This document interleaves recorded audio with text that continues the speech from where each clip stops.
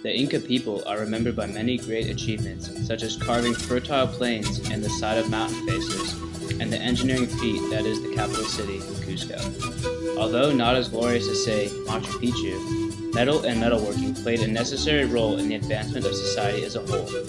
Through the test of time, metal proved to be a crucial aspect of religion and daily life for the Inca people, for without it, they would be stuck in the Stone Age, literally. Found at the southern tip of Cusco is the Temple of the Sun, the Coricancha.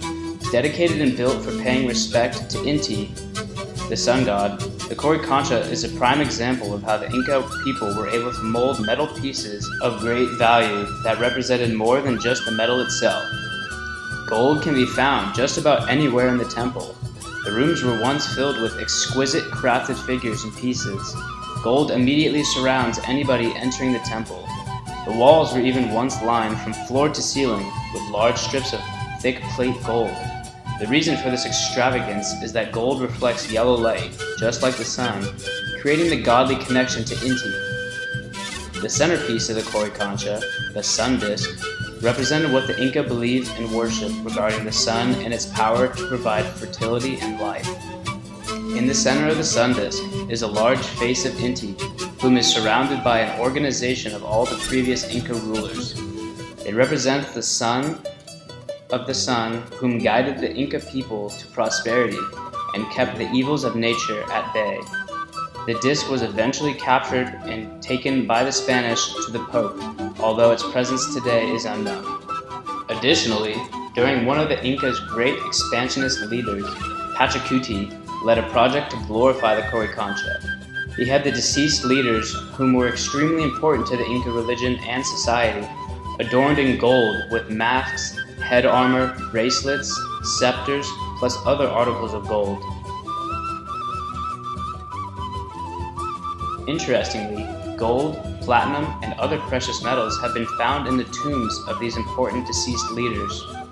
Buried with the high priests and priestesses are large amounts of gold, platinum, jade, and other precious metals, even found embedded in the walls of the tomb. Now, the Inca were not the first to integrate metal into their society, but they were among the most skilled. They drew most of their metalworking techniques, such as creating oars and hand shaping, from the earlier Moche civilization. The casting of metals played an important role because it fused different metals together for specific uses, but more interestingly, played a representative role. When creating an ore, one would not only combine metals, but combine what those metals represented. Fusing gold with silver would theoretically represent the combining of yellow and white, or in the Inca's case, the sun and the moon. The nobility definitely had an advantage when it came to metal. Precious metals like gold, silver, and platinum were reserved exclusively for the nobility. The Topa Inca would have the highest skilled metalworkers relocated to the capital city, Cusco. These select craftsmen were brought in so they could create the metal works found in the Coricancha. It would also make the jewelry, masks, and even silverware of gold and silver for the nobility. Although these precious metals were reserved exclusively for the nobility, this does not mean the common man was excluded from the benefits that metal had to offer. Metal was found in the form of tools, taxation, and even enjoyment.